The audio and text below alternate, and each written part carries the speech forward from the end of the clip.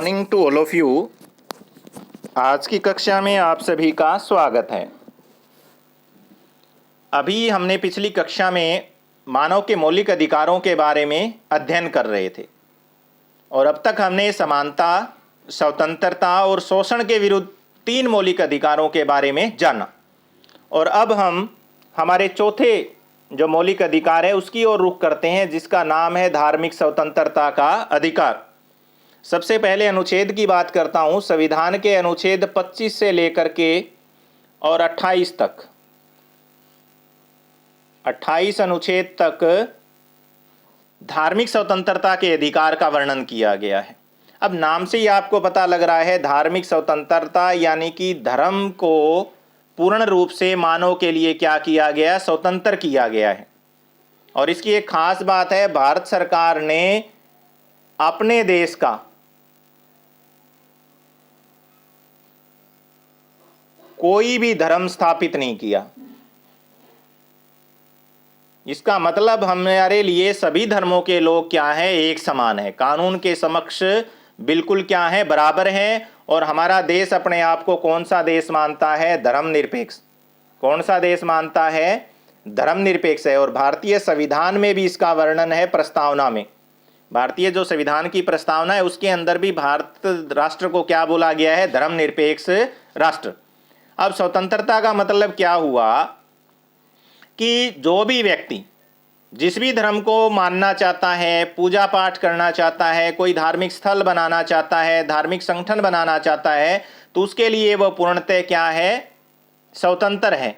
सरकार की तरफ से उसके ऊपर कोई भी पाबंदी नहीं है। वो अपने धर्म को मान सकता है, उसका आचरण कर सकता है, उसका क्या कर सकता है, प्रचार और प्रसार कर सकता है। उसके ऊपर किसी भी प्रकार का कोई प्रतिबंध नहीं है। सिर्फ इतना प्रतिबंध है, उसके उस प्रचार से देश की क्या नहीं होनी चाहिए, राष्ट्रीय एकता बाधित नहीं होनी चाहिए। किसको नुकसान नहीं पहुंचना चाहिए, देश की राष्ट्रीय एकता का क्या नहीं होना चाहिए, नुकसान नहीं होना चाहिए। अगर इसके ऊपर उस देश की राष्ट्रीय एकता खंडित होती है तो उसके इस अधिकार को क्या किया जा सकता है, छीना जा सकता है। कोई भी व्यक्ति अपनी इच्छा से किसी भी धर्म परिवर्तन को कर सकता है, कोई भी धर्म छोड़ सकता है, कोई भी अपना सकता है। इसके साथ साथ में आदमी जो है देवता या अपनी शक्तियों को जो है संतुष्ट करने के लिए जो पशु बलि देता है, क्या देता है, जो पशु बलि देता है, उसको जो है निषेध घोषित किया गया है। और औरतों को अगर कोई भी धर्म कमतर मानता है, जैसे कि आपने इस्लाम धर्म के अंदर 3 तलाक की व्यवस्था देखी, जिसे हमारी सरकार ने जो है क्या कर दिया, अवैध घोषित कर दिया। या फिर किसी भी विधवा का जबरदस्ती मुंडन कराया जाता है किसी भी धर्म में, तो उसको भी क्या करता है, निषेध घोषित करता है। कोई भी जो है अपने धर्म के अनुसार किसी भी महिला को सफ़ेद कपड़े पहनने के लिए क्या नहीं कर सकता है, मजबूर नहीं कर सकता है। अगर कोई भी व्यक्ति ऐसा करता है तो कानून के अनुसार उसको क्या किया जाएगा, दंडित किया जाएगा। तो इसलिए जो है धार्मिक स्वतंत्रता मानव के लिए जो क्या हो जाती है, बहुत महत्वपूर्ण हो जाती है। किसी भी व्यक्ति को धार्मिक शिक्षा देने का भी क्या है, अधिकार है। उसके बाद में नंबर 5 पे आता है हमारा सांस्कृतिक और शैक्षणिक अधिकार। कौन सा आता है, सांस्कृतिक व शैक्षणिक अधिकार। और ये है संविधान के अनुच्छेद 29 से 30 तक। इसका वर्णन किसमें किया गया है, संविधान के अनुच्छेद 29 से 30 में।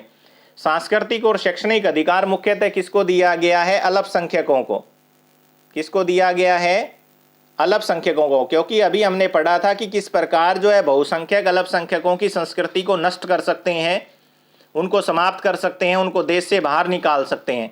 तो उनके हितों की रक्षा करने के लिए, उनकी संस्कृति की रक्षा करने के लिए एक अधिकार दिया गया है। उस अधिकार का नाम क्या है, क्या है बताइए, शाबाश। अभी हम बात कर रहे हैं उसी अधिकार की, और वो अधिकार है शैक्षणिक और सांस्कृतिक अधिकार।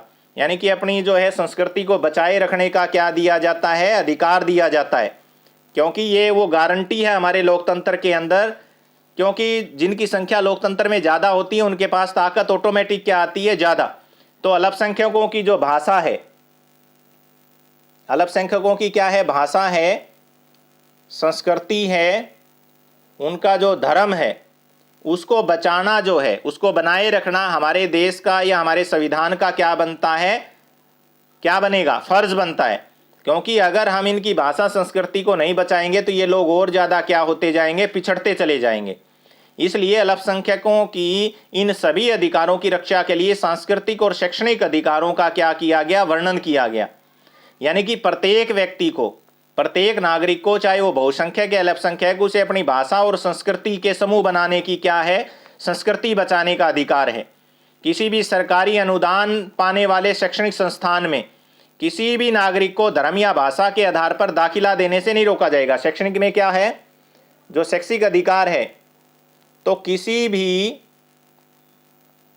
सरकारी शिक्षण संस्थान में, जो शिक्षण संस्थान होता है, उसमें किसी भी धर्म के व्यक्ति को या किसी भी अल्पसंख्यक को दाखिला देने से मना नहीं किया जाएगा। और कोई भी अल्पसंख्यक अपनी पसंद का जो है शैक्षणिक संस्थान भी क्या कर सकता है, स्थापित कर सकता है। ये अधिकार किसके तहत दिए गए थे, सांस्कृतिक और शैक्षणिक अधिकार के तहत दिए गए थे। अब इन 5 अधिकारों के बाद हम एक प्रश्न पे यहां आ रहे हैं, और वो प्रश्न है हमारा, हमें ये अधिकार कैसे मिल सकते हैं। जो हमें ये 5 अधिकार मिले हैं, इन अधिकारों की हमें गारंटी कौन देगा। संविधान में तो इनका वर्णन कर दिया गया। तो ये अधिकार जो है ये गारंटी होते हैं व्यक्ति की, कि हम गारंटी देते हैं आपके साथ ये नहीं होगा, आपके साथ ये नहीं होगा। तो ये गारंटी हमें कैसे आश्वस्त करती है कि ये गारंटी हमें मिल गई। उसके लिए हमारे पास हमारा एक अधिकार आता है छठा, जो सबसे महत्वपूर्ण है, जिसका नाम है संवैधानिक उपचारों का अधिकार।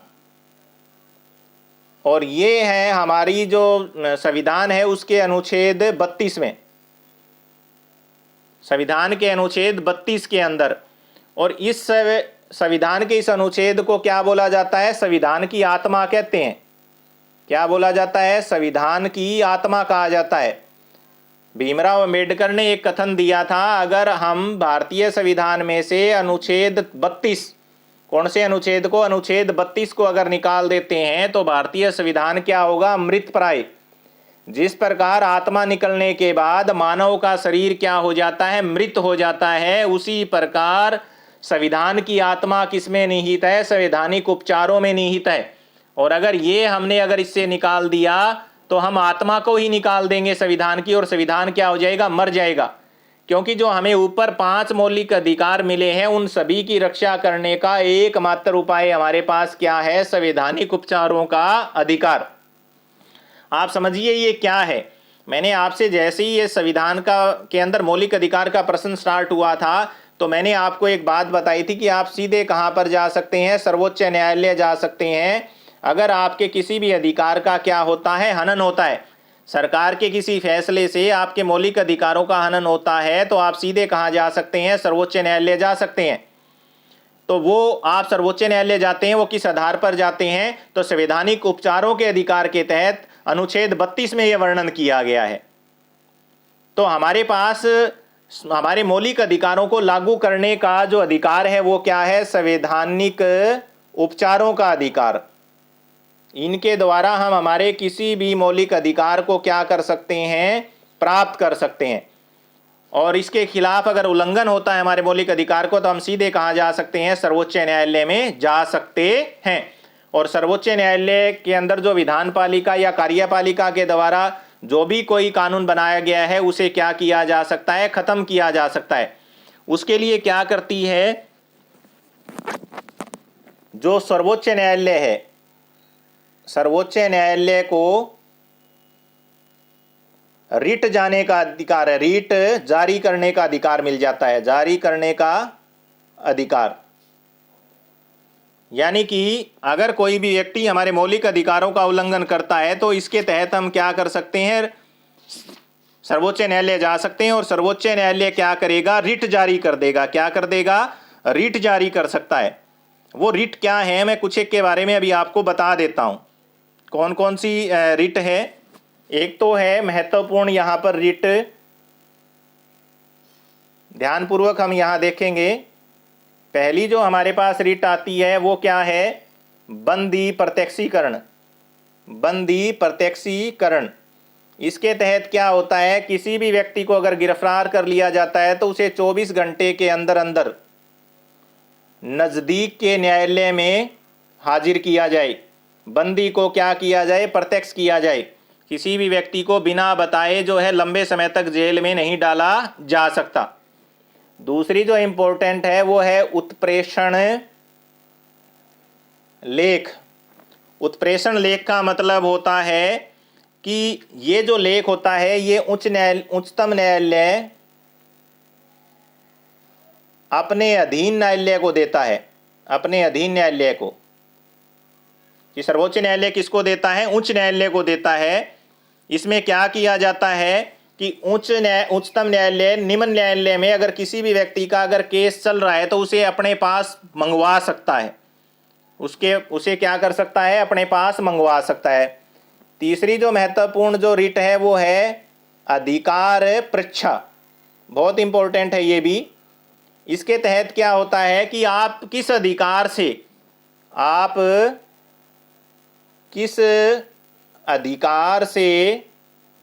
इस अधिकार का इस्तेमाल कर रहे हैं।